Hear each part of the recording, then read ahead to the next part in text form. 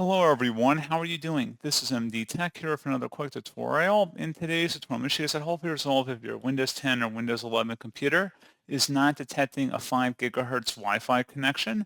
So this should hopefully be a pretty straightforward process here, guys. And without further ado, let's go ahead and jump straight into it.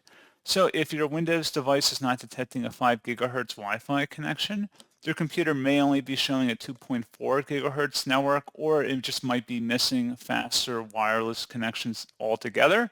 This issue would typically be caused by an incorrect adapter setting profile, outdated drivers, or possibly even router compatibility problems. So we're going to go over a few different common troubleshooting steps to just take a look at. So the first option, we're going to just check to see if our Wi-Fi adapter even supports a 5 gigahertz connection. In order to check for that, just open up the search menu and search for Device Manager. Best result, you come back with Device Manager here. Go ahead and open that up. You want to expand the Network Adapter section here. Double click on it. Click on whatever your Wi-Fi adapter name is. Double click on it. And now you want to select the tab that says Advanced. On the left panel here, you go down to where it says Preferred Band. And then on the right side underneath value, you click the drop down and you can select the 5 gigahertz option.